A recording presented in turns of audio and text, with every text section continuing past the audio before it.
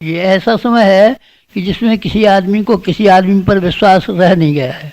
आतंक का वातावरण चारों ओर घिरा हुआ पड़ा है। सड़क पर आप निकलते हैं, मालूम नहीं कि आपके साथ में पड़ोस में चलने वाला जो व्यक्ति है चाकू आपको भौंक करके और आपकी घड़ी नहीं छीन ले जाएगा, इसका क्या विश्वास है।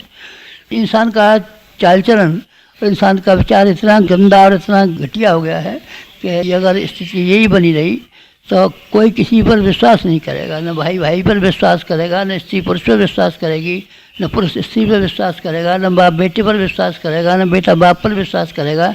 ऐसा गंदा, ऐसा घटिया, ऐसा वाहियात समय है। और ये इसलिए भी घटिया वाहियात समय है कि नेचर नाराज़ हमसे हो गई है, प्रकृति ही हमसे नाराज़ हो गई है। पानी बरसाने में कहीं उसकी मौज आती है तो अंधाधुंध बरसा देती है, कहीं उसकी मौज आती है तो चाँद जितना सूखा सूखा पड़ता हुआ चला जाता है। कहीं मौसम का ठिकाना नहीं, मौसम पे पानी बरसेगा कि नहीं कोई नहीं कह सकता।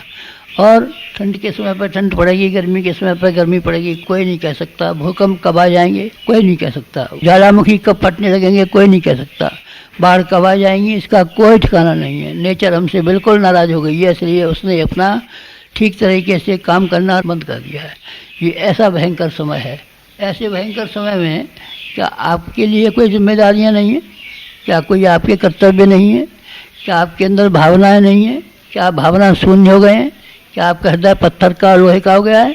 नहीं, मेरा ख्याल है कि सब आदमियों का ऐसा नहीं हुआ होगा। ज़्यादातर लोगों का तो ऐसा ही हो गया है कि ये घटते घटते जानवर की तरीके से बनते जाते हैं। हमें आपसे ये उम्मीद है कि ऐसे भयंकर समय में अपना सारा वक्त केवल पेट पालने के लिए और संतान पैदा करने के लिए खर्च नहीं करेंगे। अगर आप चाहें तो आप ढेरों समय बचा सकते हैं। एक आदमी के लिए 8 घंटा काम करने के लिए काफ़ी होना चाहिए, जिससे कि अपना और अपने बच्चों का गुजारा मज़े में कर ले। और 7 घंटे एक आदमी को विश्राम करने के लिए पर्याप्त होने चाहिए, और 5 घंटे घरेलू कामकाज के लिए पर्याप्त होने चाहिए। इस तरीके से आप 20 घंटे में अपने शरीर का और अपने कुटुंब का गुजारा कर सकते हैं। 4 घंटे तो आप बड़ी आसानी से निकाल सकते हैं।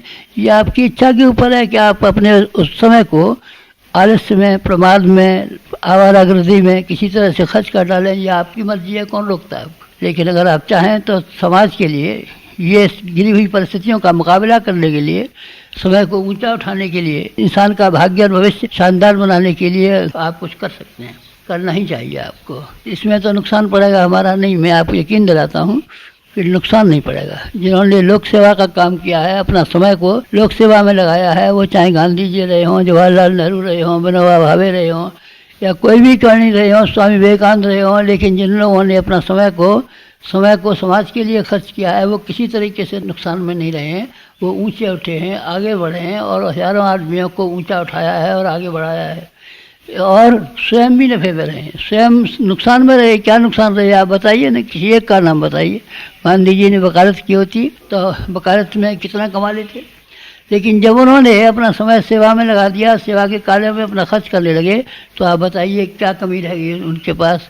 किसी चीज़ की कमी नहीं थी। गांधी जी बड़े शानदार आदमी थे, और शानदार आदमी सिर्फ इसलिए हुए कि उन्होंने अपने समय को पेट और संतान जानवर की तरीके से खर्च नहीं किया, बल्कि इंसान की तरीके से खर्च किया। ये समय ठीक ऐसा ही है। इस समय में मेरी आप लोगों में से प्रत्येक से प्रार्थना है कि आप एक समय का थोड़ा अंश निकाल दें। हमने कितनी बार कहा और कितनी बार छापा है कि आप समय दान कीजिए, समय दान कीजिए, समय दान कीजिए, समय दान कीजिए। आपने सूर्य ग्रहण और चंद्र ग्रहण के समय पर देखा है?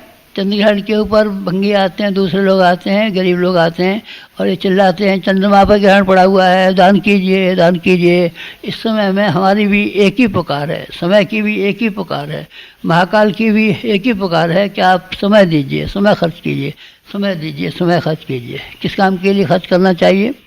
आपको इस काम के लिए खर्च करना चाहिए कि लोगों के दिमाग और लोगों के विचारों को आप ठीक कर सकें। अगर विचारशीलता और दूरदर्शिता, विवेकशीलता लोगों के अंदर आई होती तो दुनिया खुशहाल रही होती। इंसान नहीं रहा होता, देवता हो गया होता, और ज़मीन का वातावरण स्वर्ग जैसा हो गया होता। पर विचारशीलता कहाँ है? समझदारी कहाँ है? हमको समझदारी आदमी के अंदर बढ़ानी चाहिए। अगर समझदारी बढ़ेगी तो आदमी के अंदर ईमानदारी बढ़ेगी, ईमानदारी बढ़ेगी तो आदमी के अंदर जिम्मेदारी बढ़ेगी, जिम्मेदारी बढ़ेगी तो आदमी के अंदर बहादुरी बढ़ेगी।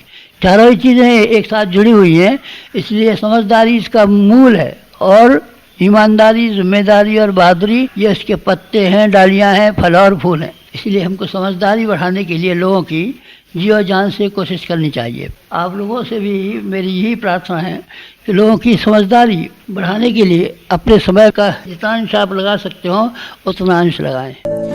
This video is produced by www.awgpsouth.org www.awgp.org www.th8revolution.com www.e-gurukul.net